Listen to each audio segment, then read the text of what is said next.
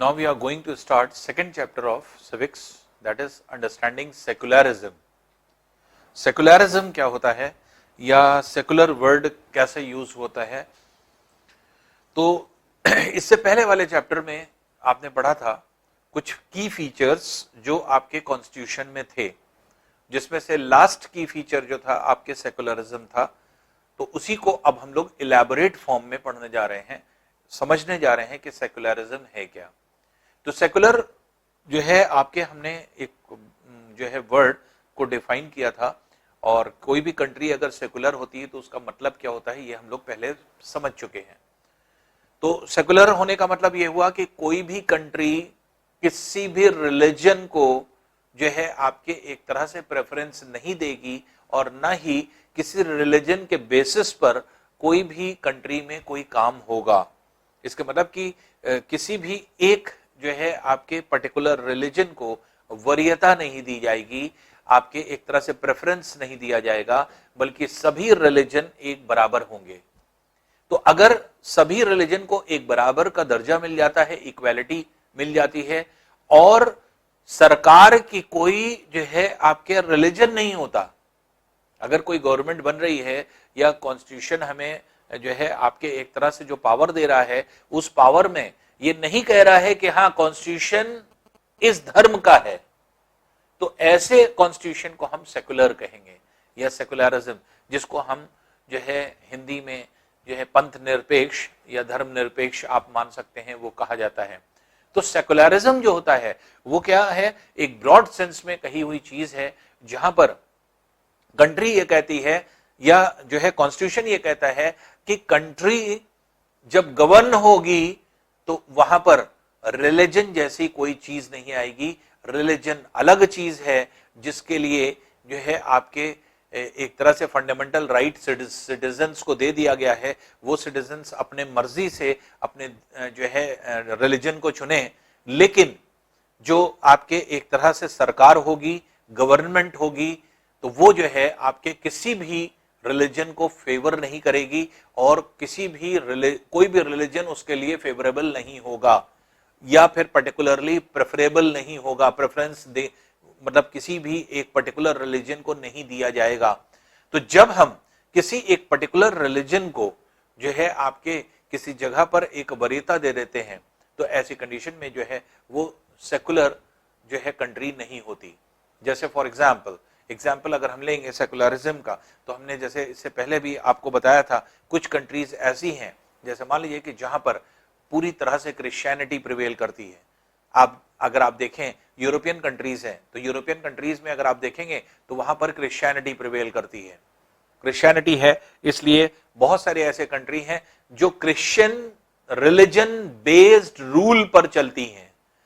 जब किसी कंट्री का रूल जो है किसी रिलीजन के रूल को फॉलो करता है, तो वो क्या हो जाती है, वो नॉन सेकुलर कंट्री हो जाती है।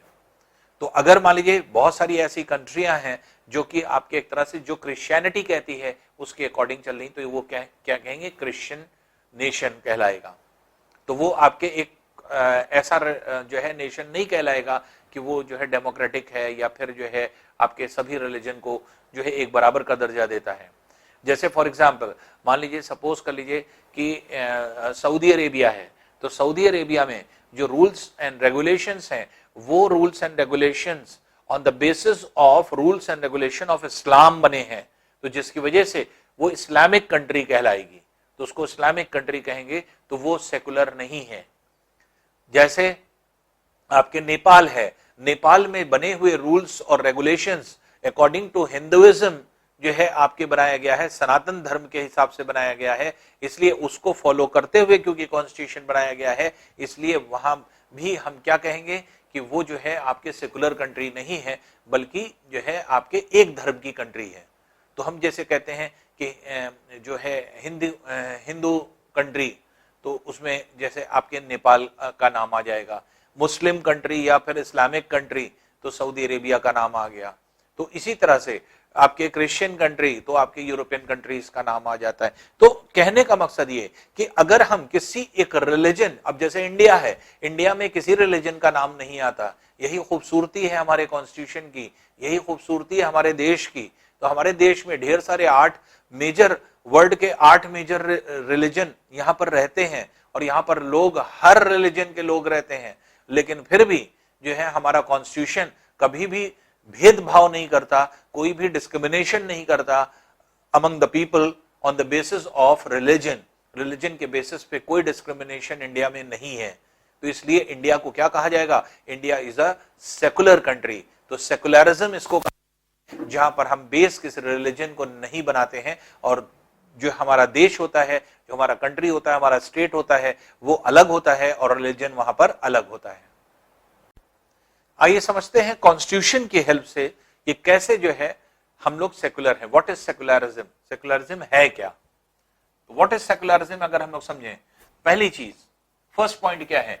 Indian constitution contains fundamental rights that protect us against the state power as well as against the tyranny of the majority। इसका मतलब क्या हुआ कि हमारा कॉन्स्टिट्यूशन में फंडामेंटल राइट्स दिए गए हैं हर सिटीजन को, और जिसकी वजह से ये फंडामेंटल राइट्स उस सिटीजन की स्ट्रेंथ है, और उस स्ट्रेंथ की वजह से जो है आपके एक तरह से ये कहा जाए स्टेट पावर। स्टेट पावर के मतलब क्या हुआ? ऐसा भी हो सकता है, स्टेट किसको कहा जा रहा है? फिर देखिए यहां पे स्टेट का मतलब ये नहीं कि हम यूपी या फिर जो है आपके एमपी या फिर जो है कर्नाटक और महाराष्ट्र को कह रहे हैं। स्टेट का मतलब क्या है? जो आपके सिविक्स के टर्म्स में स्टेट किसको कहा जाता है? नेशन को। तो अगर हम स्टेट कह रहे हैं तो दैट मीन्स इंडिया। तो स्टेट पावर क्या है? स्टेट पावर कहीं ऐसा ना हो कि किसी को जबरदस्ती जो है उसके ऊपर कोई ना कोई जो है एक्सप्लॉयटेशन करने लगे उसका।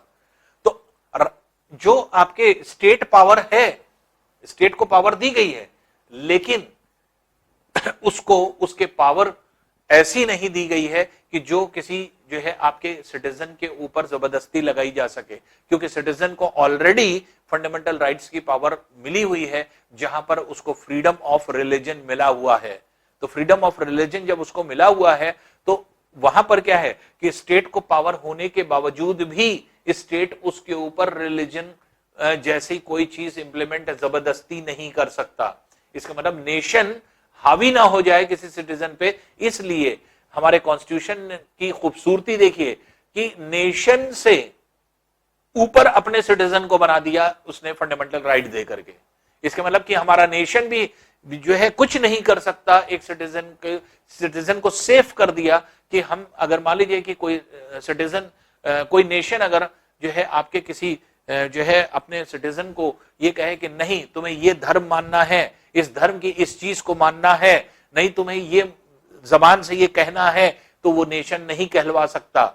जैसे इंडिया अगर कोई किसी धर्म के आधार पे कहे कि नहीं तुम इंडिया में रहते हो इसलिए तुमको ये करना पड़ेगा इस धर्म के अनुसार, ऐसा कोई नहीं, ऐसा कुछ नहीं किया जा सकता। स्टेट को इतनी पावर नहीं है, इसके मतलब नेशन को इतनी पावर नहीं है।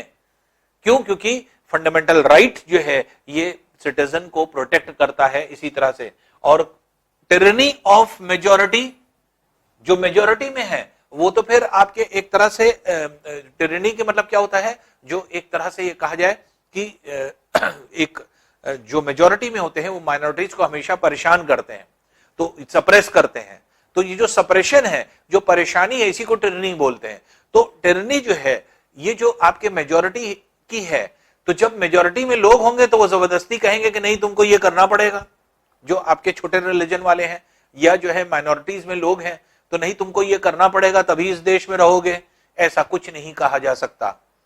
ऐसा कुछ भी नहीं है। वजह क्या है? फंडामेंटल राइट्स हर आदमी को दिया गया है, और जो है आपके राइट टू फ्रीडम है, फ्रीडम ऑफ रिलीजन है, हर जो है आपके एक तरह से सिटीजन का अधिकार। और जिसकी वजह से जो है आपके कोई भी कंट्री स्टेट पावर क्या है?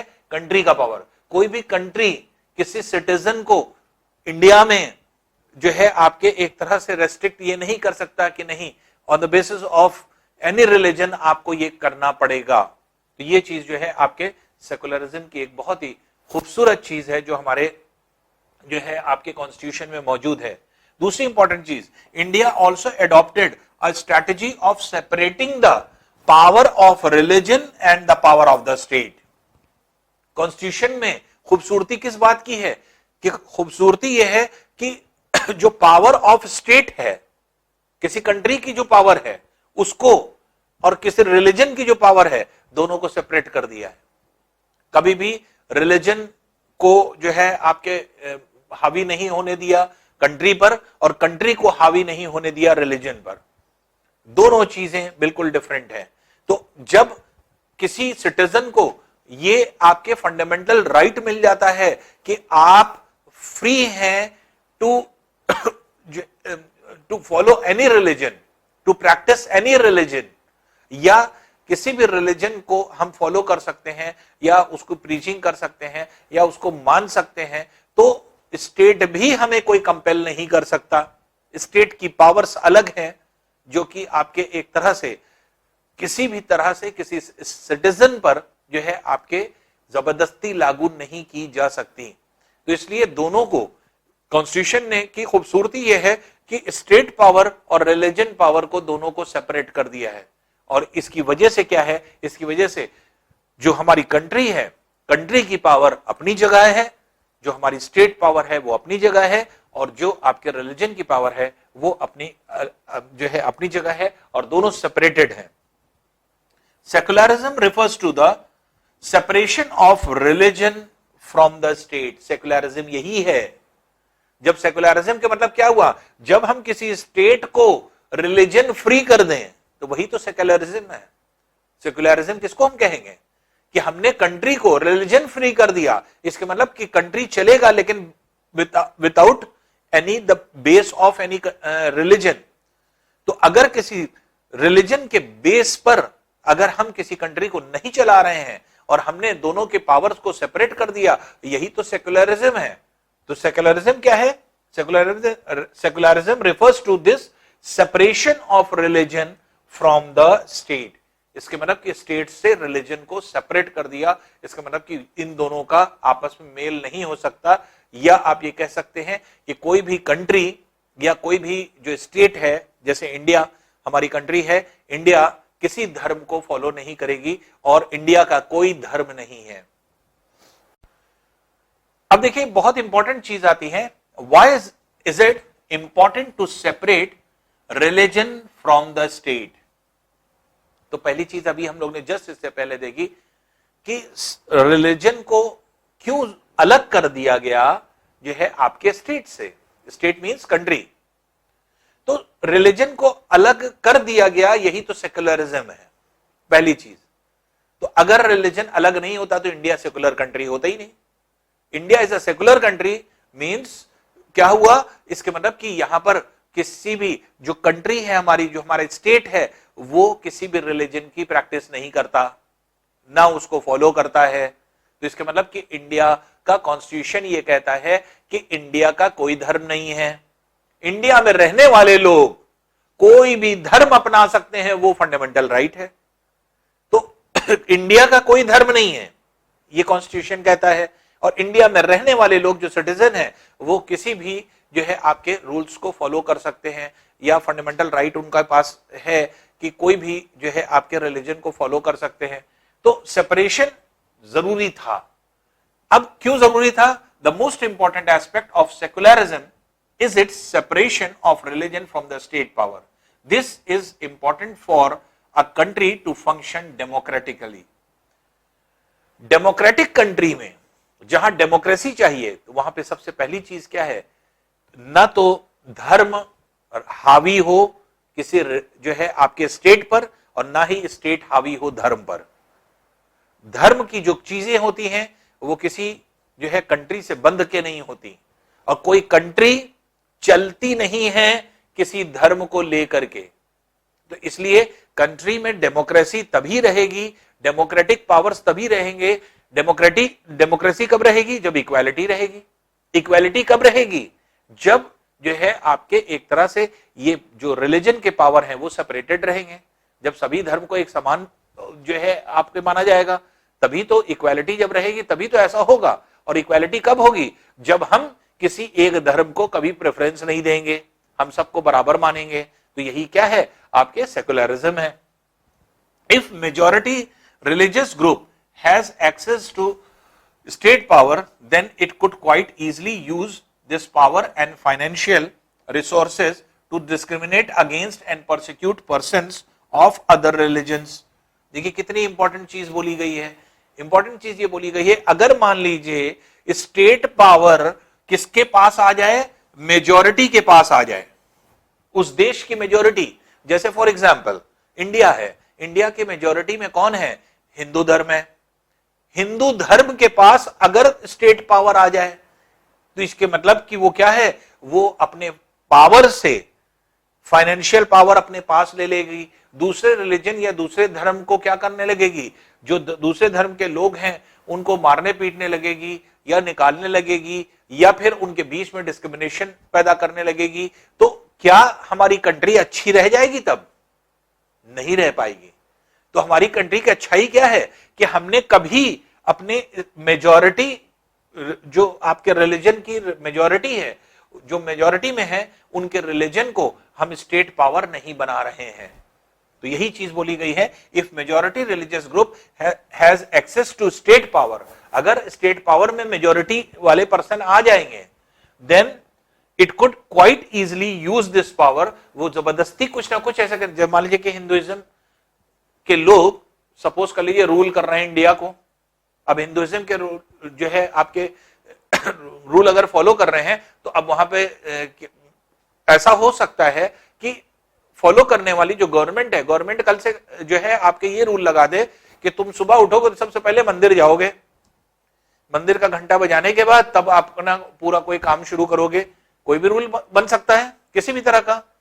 अब कोई जैसे मान लीजिए डिफरेंट रिलीजन के लोग यहां रहते हैं, हो सकता है इस्लाम धर्म के रहते हैं, आपके क्रिश्चियनिटी के रहते हैं, जैन रहते हैं, बौद्ध रहते हैं, किसी को कोई ऑब्जेक्शन है, नहीं जाना चाहता है, क्यों? यही तो फ्रीनेस है हमारे कॉन्स्टिट्यूशन की. तो हम किसी से बाउंड नहीं होना चाहते. लेकिन अगर सेपरेट न किया जाता रिलीजन को स्टेट से, तो ऐसी कंडीशन में जो मेजॉरिटी में होता, जिसके हाथ में सत्ता होती, जिसके हाथ में पावर होती, तो वो अपने हिसाब से पूरी कंट्री को चलाता और कंट्री में डिस्क्रिमिनेशन हो जाता, डेमोक्रेसी खत्म हो जाती, मार धाड़ शुरू हो जाती. तो जिसके हाथ में जो पावर रहती वो आपके दूसरे धर्म को क्या करता, अपने अंडर में रखने की कोशिश करता. तो इस तरह से अगर आप देखें तो स्टेट पावर जो है उसको बिल्कुल डिफरेंट कर दिया है. वो किसी के भी हाथ में आए, चाहे मेजॉरिटी के हाथ में आए, चाहे माइनॉरिटीज के हाथ में आए, लेकिन वहां पर जो है आपके रिलीजियस पावर काम नहीं करेगी. इसके मतलब स्टेट जो है रिलीजन को प्रैक्टिस नहीं कर सकता. तो ये आपके एक तरह से सेपरेशन के लिए जरूरी है. अब देखिए तीसरी चीज, this tyranny of the majority could result in the discrimination, coercion and at time even the killing of religious minorities. इसके मतलब क्या हुआ कि अगर मेजॉरिटी के पास पावर आ जाए और मेजॉरिटी मान लीजिए किसी धर्म के मानने वाले हैं, तो वो धर्म के मानने वाले लोग क्या करेंगे, दूसरे धर्म के मानने वाले लोगों को जो है आपके एक तरह से डिस्क्रिमिनेट करने लगेंगे. कोएर्शन के मतलब क्या होता है, जबरदस्ती करने लगेंगे उनके साथ, उनको एट अ टाइम इवन मारने पीटने लगेंगे, उनको जान से मार देंगे. तो इस तरह की चीजें होने लगेंगे जो आपके माइनॉरिटीज में है रिलीजन. इसीलिए जो है आपके जरूरी है कि जो है आपके स्टेट को जो है आपके रिलीजन से सेपरेट कर दिया जाए. Therefore it is important to separate the state and the religion in democratic societies. तो डेमोक्रेटिक सोसाइटीज में जहां पर हर धर्म को एक साथ जो है आपकी चीज दी जाती है, या डेमोक्रेटिक सोसाइटी में जहां पर पब्लिक खुद जो है अपनी जो है आपके एक तरह से चीजों को फ्रेम करती है, अपने लॉस को फ्रेम करती है, तो उनके हाथ में अगर ये इस तरह की पावर दे दी जाएगी या सेपरेट नहीं किया जाएगा रिलीजन को और स्टेट को, तो ऐसे कंडीशन में कोई भी नियम, कोई भी कानून बनने लगेगा और उस जगह पे डेमोक्रेसी नहीं रहेगी. तो डेमोक्रेटिक सोसाइटी के लिए आपके ये चीज जरूरी है. और देखिए ये क्यों जरूरी है, क्यों जो है आपके रिलीजन को स्टेट से अलग किया जाए. We also need to protect the freedom of individuals to exit from their religion, embrace another religion, or have the freedom to interpret religious teachings differently. अब हम लोगों को क्या करना है, इंडिविजुअल जो है आपके इंडिविजुअल्स के जो आपके एक तरह से आप ये कहें कि जो राइट्स हैं उसको प्रोटेक्ट करना है। एक डेमोक्रेटिक कंट्री में क्या किया जाता है, हर इंडिविजुअल के राइट प्रोटेक्ट किए जाते हैं, तो हर इंडिविजुअल को प्रोटेक्शन देना जरूरी है। तो ये जैसे मान लीजिए, सपोज कर लीजिए कि आप रिलीजन या फिर कास्ट के बेसिस पर, जैसे मान लीजिए कि सपोज कर लीजिए कि ऐसी सरकार आ गई, ऐसी गवर्नमेंट आ गई जिसमें कि अपर कास्ट के लोग ज्यादा हैं, फॉर एग्जाम्पल। अब देखिए सिर्फ रिलीजन की बात नहीं है, यहां कास्ट की भी बात है। अब अपर कास्ट के लोग आ गए ज्यादा और उनकी गवर्नमेंट बनी हुई है, तो ऐसी कंडीशन में क्या होगा, ऐसी कंडीशन में वो लोअर कास्ट के लोगों को के साथ डिस्क्रिमिनेशन करने लगेंगे, उनके साथ एक्सप्लॉयटेशन करने लगेंगे उनका। तो इसीलिए क्या किया गया, रीजन क्या था, फिर हमारी सोसाइटी वही बन जाएगी जो पहले थी। पहले कौन सी सोसाइटी हुआ करती थी, जिसमें छुआछूत होता था, लोअर कास्ट के लोग अपर कास्ट की सोसाइटी में जा ही नहीं सकते थे, अपर कास्ट के लोग जहां रहते थे, जो उनकी ड्वेलिंग प्लेसेस थे, वहां लोअर क्लास के लोग एंटर नहीं कर पाते थे, टेंपल्स में नहीं जा पाते थे जो है आपके लोअर कास्ट के लोग। वही चीजें फिर आ जाएंगी। इस अनटचेबिलिटी को जो है आपके एक तरह से प्रैक्टिस फिर से करने दिया जाएगा, फिर से अनटचेबिलिटी आ जाएगी। क्यों, क्योंकि अब सत्ता फिर से क्या आ गई, फिर आपके एक तरह से एक ऐसे पर्सन के हाथ में आ गई जो आपके अपर कास्ट का है, या मान लीजिए लोअर कास्ट के लोग के हाथ में अगर आ गई सत्ता, तो उन्होंने कहा कि अपर कास्ट ने बहुत परेशान हमें किया है, अब इन लोगों को परेशान करना है, तो अब अपर कास्ट को परेशान करने लगे। तो ऐसी कोई चीज हमारे कॉन्स्टिट्यूशन में बनी ही नहीं है, न तो कास्ट न ही religion.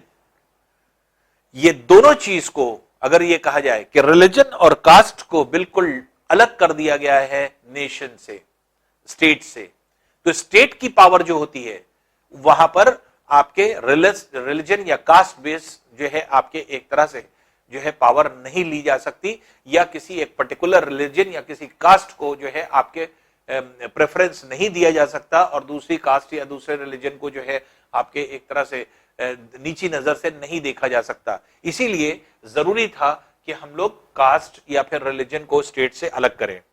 If state power were in the hands of those Hindus who support untouchability, then do you think that you would have an easy task to try and change this? अब suppose कर लीजिए एक question आपको दिया जा रहा है, question ये दिया जा रहा है, अगर मान लीजिए कि पावर उन्हीं हिंदूज के हाथ में आ जाए जो अनटचेबिलिटी को पहले फॉलो करते थे, इसके मतलब अपर कास्ट के हाथ में आ जाए और अनटचेबिलिटी फिर से शुरू हो जाए, तो क्या आप उसे खत्म कर पाएंगे? कभी नहीं कर पाएंगे। तो अगर हम स्टेट की पावर को रिलीजन की पावर से अलग नहीं करेंगे तो ये काम होने में बहुत देर नहीं लगेगी। हमारे यहां फिर वही जो है आपके कास्ट सिस्टम शुरू हो जाएगा, और ये जो है आपके एक तरह से हमारे डेमोक्रेटिक सोसाइटी के लिए बहुत हार्मफुल है। अब देखिए इंडियन सेकुलरिज्म में, जैसे मान लीजिए कि अगर आप देखें तो ये पोर्ट्रेट आपके दिया गया है, इस पोर्ट्रेट में अगर आप देखें तो जैसे इसमें यहां पर दिखाया गया डिफरेंट रिलीजन के लोग, डिफरेंट रिलीजन के लोग हैं जो कि आपके साथ हैं, हिंदू, मुस्लिम, क्रिश्चियन जो है आपके जितने हैं सब एक साथ हाथ में हाथ पकड़े हुए। ये क्या दिखा रहा है? यूनिटी को। तो रिलीजन अलग अलग होने के बाद हमारे जो आपके प्रेयर्स की जगह है, जैसे ये मस्जिद बनाई गई, ये मस्जिद है, ये मंदिर बनाया गया, इसी तरह से ये गुरुद्वारा बनाया गया, तो ये जो है आपके एक तरह से गुरुद्वारा है। अब गुरुद्वारे के ब्रैकेट में यहां पे गॉड लिखा हुआ है, गॉड। तो देखिए सारी चीजों को मिक्सअप कर दिया गया। तो ये जो है आपके एक तरह से गॉड जो लिखा गया है वो आपके इस चीज को, ये क्रॉस को शो कर रहा है, जो क्रॉस बनाया गया है। तो यहां पर जैसे क्रिश्चियंस आपके प्रेयर करते हैं, तो मस्जिद है जहां ये प्रेयर करते हैं, मंदिर है, गुरुद्वारा है, और जहां पे ये गॉड लिखा है तो इसका मतलब ये रिप्रेजेंट कर रहा है चर्च को। ये चर्च है और लिखा हुआ है हम साथ साथ हैं। तो किसी बच्चे ने अच्छी सी जो है फोटोग्राफ बनाई और उसने जो है सेकुलरिज्म को जो है आपके बताया कि यहां पर सारे धर्म एक बराबर हैं, या अगर आप इंडियन सेकुलरिज्म को देखें तो इंडिया की सेकुलरिज्म में एक फोटोग्राफ बनाई गई। वो फोटोग्राफ क्या है कि चारों तरफ लोग खड़े हुए हैं जो आपके एक तरह से इसको रिप्रेजेंट करते हैं, और हर धर्म के लोग, आप चारों तरफ अगर आप देखेंगे यहां हर धर्म के, हर कास्ट के लोग हैं जो कि एक दूसरे का हाथ पकड़ करके, या फिर आप ये कह सकते हैं कि पूरे के पूरे जो है आपके अर्थ को चला रहे हैं। तो अर्थ पर ही ढेर सारे रिलीजन हैं, ढेर सारे लोग हैं जो कि आपके एक तरह से चल रहे हैं। तो इंडियन सेकुलरिज्म भी कुछ इसी तरह का है कि हर धर्म के लोग, हर जगह के लोग हम लोगों के यहां मौजूद हैं, हर चीज प्रैक्टिस हो रही है, मंदिर भी है, मस्जिद भी है, क्रिश्चियंस भी हैं, सब कुछ है, जैन भी है, बौद्ध भी है, हर धर्म यहां पर मौजूद है, हर धर्म के लोग प्रैक्टिस कर रहे हैं। लेकिन हमारा कॉन्स्टिट्यूशन किसी एक धर्म को जो है आपके एक तरह से पावर नहीं देता। तो यहां पर क्या है, यही चीज है कि हमारा जो कॉन्स्टिट्यूशन है उसने हर धर्म को एक समान दिया है, इक्वालिटी का दर्जा दिया, इसलिए सारे धर्म क्या है, सारे रिलीजन हमारे बराबर है। अब देखिए what is Indian secularism, Bharat का सेकुलरिज्म क्या है, भारत में जो खूबियां हैं वो क्या है। पहला है the Indian constitution mandates that the Indian state be secular. Indian constitution ने, भारत के संविधान ने ये मैंडेट किया है, ये कंपल्शन किया है कि इंडियन स्टेट मतलब Indian country, Indian state secular है। According to the constitution only a secular state can realise its objective to ensure the following. सिर्फ सेकुलर स्टेट ही ऐसी चीजों को कर सकता है जो नीचे दी गई हैं। क्या? पहला, that one religious community does not dominate another. जहां पे सेकुलरिज्म होगा, जहां पर हम किसी धर्म को वरीयता नहीं देंगे, वहीं पर ऐसा होगा कि एक धर्म दूसरे धर्म पर हावी नहीं होगा, या एक धर्म दूसरे धर्म को डोमिनेट नहीं करेगा।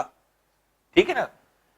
That some members do not dominate other members of the same religious community।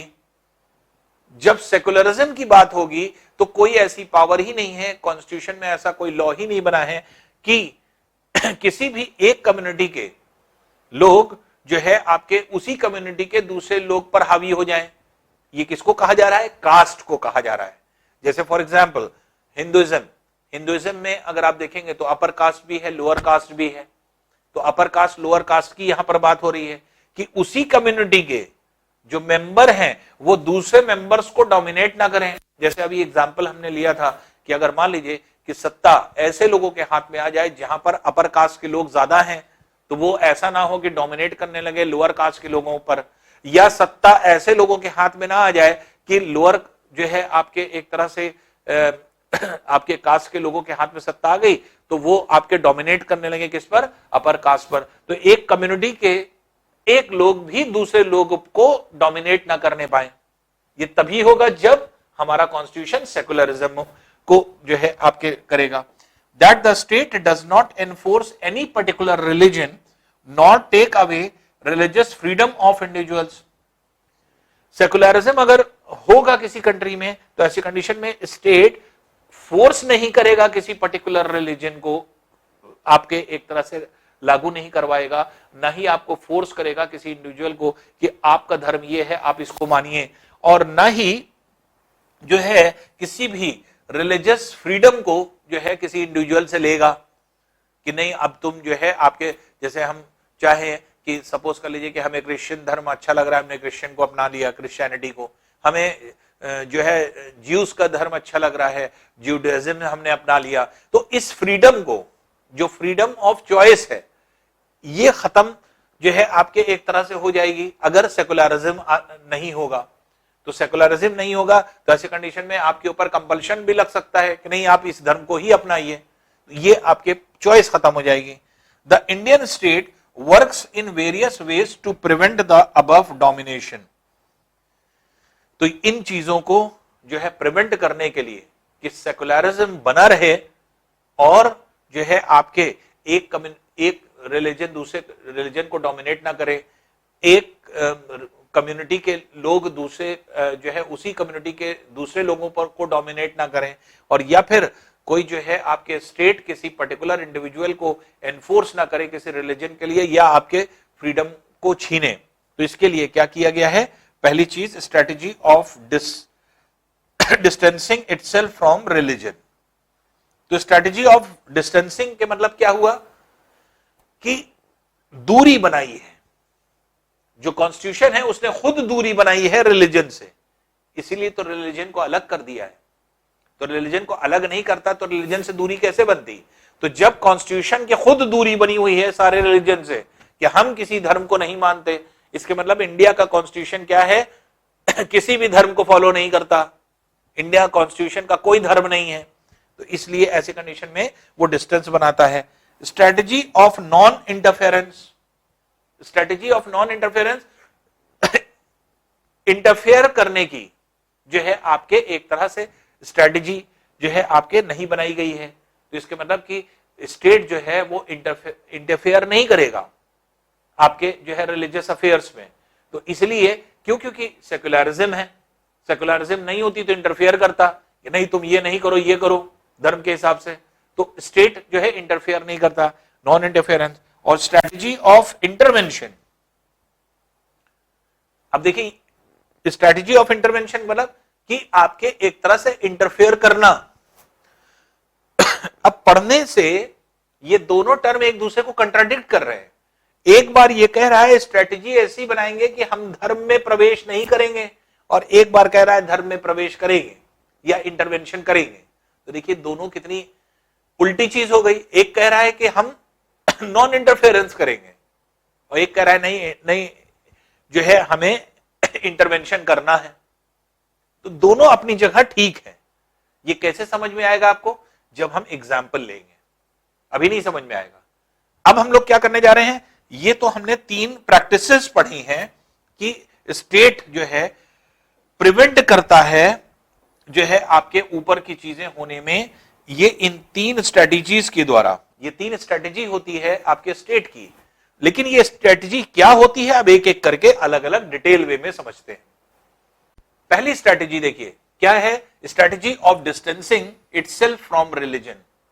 Constitution ने रिलीजन से दूरी बना रखी है, कॉन्स्टिट्यूशन से दूरी बना रखी है, वो खुद ही जो है रिलीजन के करीब नहीं आता। इसीलिए कॉन्स्टिट्यूशन कहता है मेरा कोई धर्म नहीं है। तो कॉन्स्टिट्यूशन खुद कह रहा है कि इंडियंस का कोई धर्म नहीं है।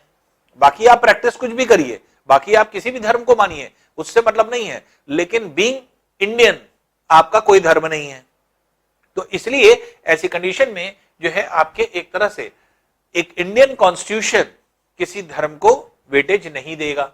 अब कैसे जो है हम इसको एग्जांपल देखें, the Indian state is not ruled by religious group and nor does it religion. In India government space like law courts, police stations, government schools and offices are not supposed to display or promote any one religion. Constitution में हमारे ये है कि जितनी भी हमारी bodies हैं, governmental bodies, चाहे गवर्नमेंट के जितने भी ऑफिसेस देख लीजिए या गवर्नमेंट के जितने भी स्कूल देख लीजिए या पुलिस स्टेशन देख लीजिए, ये सब क्या है, ये गवर्नमेंट के रन करने वाले स्कूल। क्या वहां आपने कभी किसी धर्म की फोटोग्राफ लगी हुई देखी है? किसी भगवान को लगा हुआ देखा है? नहीं देखेंगे, क्योंकि ऐसी जगह लगाया नहीं जा सकता। हमारा लॉ उसको मना करता है कि हमारा कॉन्स्टिट्यूशन हमारे धर्म से बहुत दूर है। इसलिए वहां पर अगर आप देखते हैं तो कुछ जो आपके एक तरह से बहुत फेमस लोग हुए हैं, फ्रीडम फाइटर्स हुए हैं, उनकी तस्वीरें लगाई जाती हैं। एजुकेशन सिस्टम में जिन्होंने वर्क किया है उनकी तस्वीरें लगाई जाती हैं। फ्रीडम फाइटर्स में जैसे गांधी जी हैं, जवाहरलाल नेहरू जी हैं, आपके जो है Swami Vivekananda, educational point of view से अगर हम देखें तो इन सबों की जो है आपके चीजों को वहां पर डिस्प्ले किया जाता है। और रिलीजन से दूरी कैसे बनाई गई, एक छोटा सा आपके दिया गया है, आपके एक स्टोरी है, उस स्टोरी को समझ लीजिए कि जो 2 बच्चे होते हैं, ये स्कूल से निकलते हैं और जो है आपके एक तरह से ये गवर्नमेंट स्कूल है सीमापुर में। तो सीमापुर का गवर्नमेंट स्कूल है, और उसी टाइम जो है एक रिलीजियस जो है आपके फेस्टिवल होने वाला होता है। तो वो अपने सर से पूछते हैं कि सर क्या हम अपने रिलीजियस जो फेस्टिवल है उसको स्कूल में मना लें। तो स्कूल में मनाने के लिए जो है आपके परमिशन लेते हैं। तो उनके जो आपके टीचर होते हैं वो क्या कहते हैं, वो ये कहते हैं कि आप इसको मनाइए लेकिन स्कूल में नहीं, क्योंकि स्कूल में किसी भी एक धर्म को कभी प्रमोट नहीं किया जाएगा, और अगर एक धर्म को प्रमोट नहीं किया जा रहा है तो इसका मतलब दूसरे धर्म को भी प्रमोट नहीं किया जाएगा। या अगर आप मान लीजिए ऐसे फेस्टिवल मनाने लगे, मान लीजिए दिवाली, दशहरा, होली, ईद, सारी चीज जो है आप मना रहे हैं सपोज कर लीजिए कि स्कूल में, तो ऐसा भी तो हो सकता है कि दिवाली आपने बहुत अच्छी मनाई, लेकिन जब ईद आई तो जो है कुछ लोगों ने जो है ऐसा जो है ब्लेम कर दिया कि स्कूल ने दिवाली तो बहुत अच्छी मनाई थी, ईद अच्छी नहीं मनाई, या ईद बहुत अच्छी मनाई थी तो होली अच्छी नहीं मनाई। भाई आप जितना भी अच्छा मनाना चाहें तो डिस्क्रिमिनेशन कहीं भी हो सकता है। इन्हीं सब चीजों को दिमाग में रखते हुए कॉन्स्टिट्यूशन बनाया गया। कॉन्स्टिट्यूशन बनाने वाले लोग ऐसे नहीं थे, तो उन्होंने क्या है बहुत छोटी छोटी चीजों को, माइन्यूट चीजों को दिमाग में रखा है। चाहे जितनी अच्छी तरह से आप धर्मों के फेस्टिवल्स को मनाएं, लेकिन जब एनालिसिस करने आदमी बैठेगा तो आदमी सोचेगा अरे मेरे धर्म को तो जो है एकदम अच्छे से सेलिब्रेट ही नहीं किया गया, दूसरे के धर्म को बहुत अच्छे से सेलिब्रेट किया गया, ये डिस्क्रिमिनेशन आ जाएगा। इसीलिए किसी भी पब्लिक जो आपके एक तरह से गवर्नमेंट ऑफिसेज हैं, स्कूल हैं, इस जगह पर किसी चीज को प्रमोट नहीं किया जाता। तो सर ने क्या कहा, उन्होंने कहा कि नहीं बेटा, स्कूल ऐसी जगह नहीं है कि जहां पे आपके कोई फेस्टिवल मनाया जाए, आप इस फेस्टिवल को जो है बाहर जो है आप मनाएं। तो दोनों बच्चे समझ भी जाते हैं इस चीज को और इस चीज को फॉलो करते हैं। तो इस तरह से क्या है, ये एक छोटे से कहानी है जो ये हमें बताती है कि जो हमारा स्टेट है वो खुद रिलीजन से दूर रहने को कहता है। अब देखिए, in what ways is Indian secularism differ from that of their democratic countries, other democratic countries. पहला क्या है, first amendment of the US constitution. अगर देखें तो first amendment of the US जो है कॉन्स्टिट्यूशन, अगर देखें तो उसमें सबसे पहली चीज जो आपके ये आती है कि यहां पर जो यूएस का कॉन्स्टिट्यूशन है, इसमें क्या है कि यहां पर डेमोक्रेटिक कंट्री होने के बावजूद भी जो आपके वहां पर सेकुलरिज्म है वो बहुत ज्यादा जो है आपके स्ट्रिक्ट जो है सेपरेशन किया गया है। यहां पर स्ट्रिक्ट सेपरेशन नहीं है, यहां पे इंटरवीन किया जाता है। अभी जैसे हम लोग ने देखा, वहां पे इंटरवीन नहीं किया जाता, स्टेट अलग और रिलीजन अलग, तो ये स्ट्रिक्टनेस है वहां पे। तो strict separation between religion and the state ये आपके है। In the USA the separation between the state and the religion means that neither the state nor religion can interfere in the affairs of any one another. किसी एक दूसरे में state religion में interfere नहीं कर सकता, रिलीजन जो है स्टेट में इंटरफेयर नहीं कर सकता। कुछ डेमोक्रेसी इस तरह की है अगर हम बाहर की स्टडी करें, लेकिन अगर सेकुलरिज्म इंडिया में अगर हम देखेंगे तो Indian secularism is not having strict separation between religion and state. तो यहां पर स्ट्रिक्ट सेपरेशन नहीं है, बल्कि बीच की ऐसी चीज है जो आपके कॉन्स्टिट्यूशन को और अच्छा बनाती है और हम लोगों को और मिलाती है। Indian constitution intervened in Hindu religious practices in order to abolish untouchability.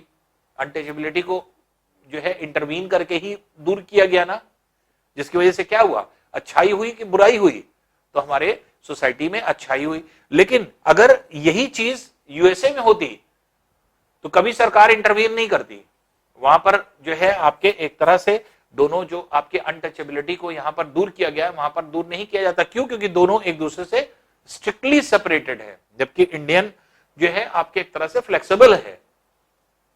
यहां पर क्या है, इन इंडियन सेकुलरिज्म दो the state is not strictly separated with religion. इसका मतलब स्ट्रिक्टली सेपरेटेड जो है ना तो स्टेट रिलीजन से है और ना रिलीजन स्टेट से है। This means that any interference in the religion by the state has to be based on the ideals laid out in the constitution। तो इसलिए जो भी आपके एक तरह से जो इसका मतलब क्या हुआ कि कोई भी चीज स्ट्रिक्टली जो है आपके मॉनिटर नहीं की जा रही है, जहां पर जरूरत पड़ेगी कॉन्स्टिट्यूशन को वहां पर जो है आपके एक तरह से कॉन्स्टिट्यूशन इंटरवीन करेगी कि जिससे कि किसी भी तरह की डेमोक्रेसी डिस्टर्ब ना हो और डेमोक्रेटिक कंट्री में हम लोग रहते हैं, जहां पे डेमोक्रेटिक सोसाइटी है, वहां पर जो है कभी कभी ये होता है कि सरकार को इस तरह से इंटरफेरेंस करना पड़ता है। जैसे आपने दो कंडीशंस देखी, अनटचेबिलिटी एबॉलिश करने वाली और ट्रिपल तलाक वाली, ये जो है आपके एक तरह से दो चीजें आपके एग्जाम्पल के तौर पे हैं, जहां पर जो है आपके एक तरह से इंटरवीन किया गया हमारे कॉन्स्टिट्यूशन में, और कॉन्स्टिट्यूशन अमेंडमेंट के थ्रू जो है आपके अमेंडमेंट किया गया और उसके थ्रू नए लॉज बनाए गए, जिससे कि हमारी डेमोक्रेसी हमेशा बनी रहे।